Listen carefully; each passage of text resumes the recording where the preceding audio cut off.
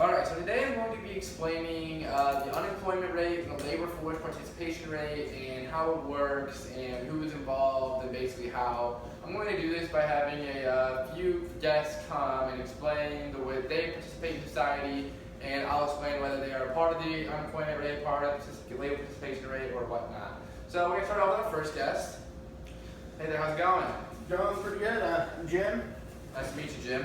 I'm 14 and I babysit my cousin for cash currently. Okay, so if you see here, Jim is technically employed because he is making money by providing a service, but Jim is only 14 years old. To be part of the adult population, you must be at least 16. Therefore, Jim is not a part of the labor force participation rate, even though he is making a job, he's making money from a job. So, no, he is not a part. Hey, Jim, thanks a lot for coming and explaining no problem. what you do. So next we're going to have another guest come and explain how he participates in society, and we'll see what he does. How's it going, Steve? Hey Steve, how's it going? Doing well. So can you tell me a little bit about what you do? I just graduated from Mizzou and I currently have a full-time job. Alright, so if you see here, Steve just graduated from college, which means he's above the age of 16, so therefore he is in the adult population, and he is employed at a full-time job, which means he is a part of our labor force participation rate because he's in the adult population and he is currently employed. Hey, thanks a lot, Steve. Yep, Glad to have you. Alright, we're going to have another guest come up next and explain what he's up to. John? Hey, John, Colton, good to have you. Well, I graduated not too long ago and I've been looking for a job these past 6 weeks.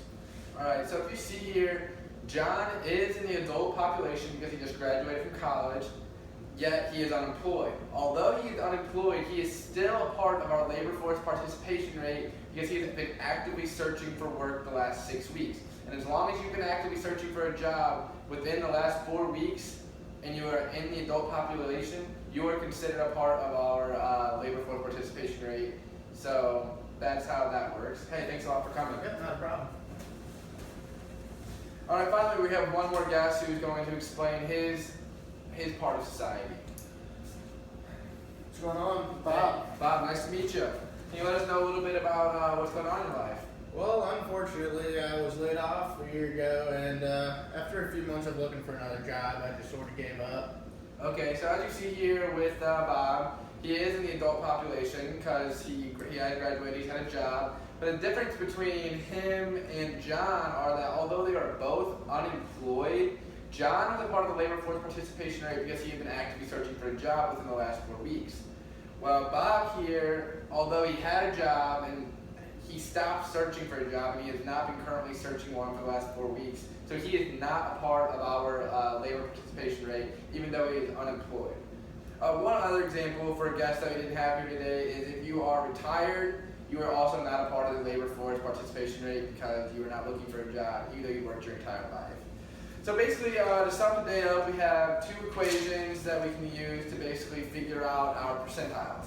So for the labor force participation rate, you're going to take the number of people that are in the labor force, the complete number, and you're going to divide that by the complete adult population. So 16 and above, that's the adult population.